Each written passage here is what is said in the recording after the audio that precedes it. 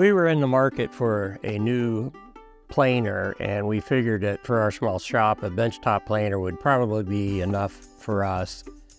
So we looked online and we found this deal. Actually, we heard through a friend that this DeWALT planer was available for a reasonable price, so we grabbed it and brought it into the shop.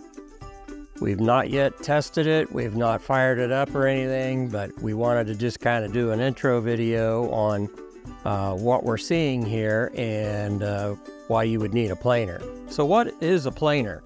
Well, a planer is designed to take shavings off the surface of one side of a board to get that board down to a specified thickness, whatever thickness you need for your project. In this case, we're using a benchtop planer. A benchtop planer typically means it's more appropriate to sit on a benchtop than it is on a floor like a bigger, more commercial machine would. So we're just kind of going to go through this, and in the process of the next couple videos, we're going to take it apart.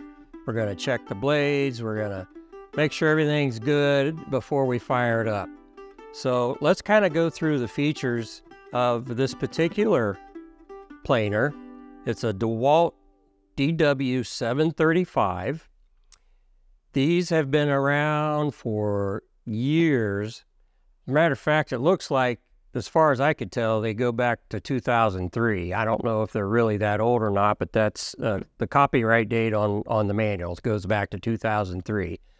So these have been around a while, and I know that they have been very highly rated by a lot of woodworkers. They're built nice and stout. They're heavy duty. The problem with this particular planer, the two complaints I see about this planer are, number one, it's heavy at over 90 pounds or about 90 pounds.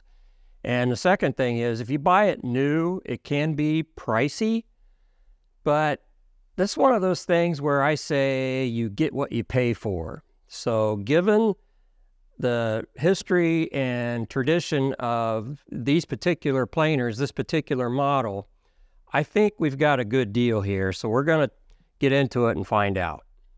The first thing I like to do when I purchase any tool, a power tool, is to download the manual. The manual is key to, number one, providing the safety information. And, you know, as we know, most user manuals for electric tools, the first half of the manual is the safety information.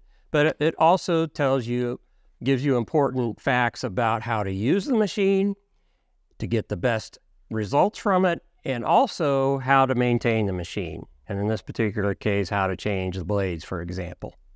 So first thing to do is to download the manual for your machine. So I want to go through some of the specs for this machine. Starting with the motor, it's a 15 amp motor, so it's something you want to consider for your, the electrical power in your shop. Are you equipped to handle that?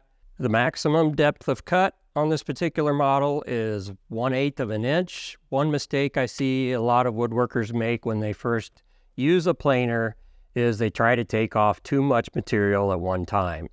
That can damage the knives, it can damage the cutter head, and it can really mangle your workpiece. So make sure you don't exceed the maximum depth of cut for your workpiece. And that also depends on what species of wood you're using. So for harder woods, you want to make a lighter cut than you would for a softer wood. So just bear that in mind as you use a planer. The maximum depth capacity on this, we can cut or plane a workpiece up to 6 inches thick. The width, we can go up to 13 inches.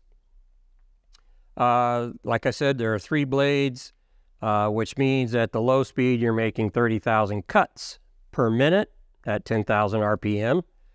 The feed rate is 14 or 26 feet per minute. So it does have a dual feed rate. It does come with a 4-inch dust port with an adapter. Tool weight is, well, it says 92 pounds. So you'll want to have some help if you need to move this around. We're going to set this up on a permanent stand so that we don't have to move it around, and we'll use it that way. So real quick, just going over some of the things I'm seeing on this. Crank handle is used to raise and lower the cutter head, which determines the depth of cut on the workpiece. This particular planer has been outfitted with a Wixie digital depth gauge. We're told that it doesn't work. I suspect all it really needs is a battery, so we're going to see if we can get this working again. Just looking at this from an engineering aspect, I like the fact that it has very stout posts. These have Acme threads cut into them, so as the wheels turn, it raises and lowers the cutter head.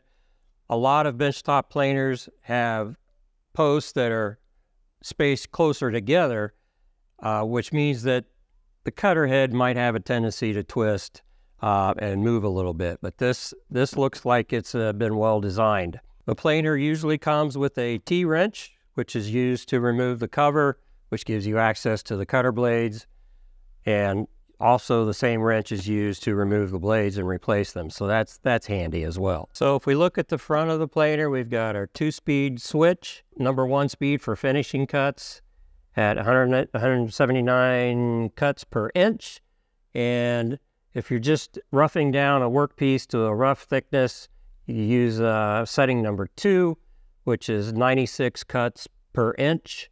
We have a gauge here that tells you how much stock you're removing. Obviously the power switch that incorporates a safety lock if you need to use that.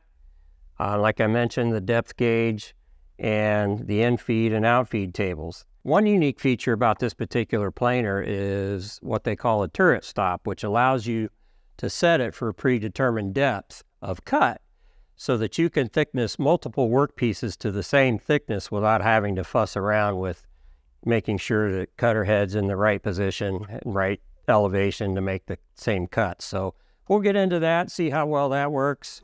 Other than that, I think overall, this particular planer looks like it's not seen a whole lot of use, but like I said, we'll dig into it and find out. If you have a DeWALT DW735 planer, we'd like to hear about your experience in the comments below. We'd also be interested to hear what kind of issues you've had with it or what kind of things you like about the planer.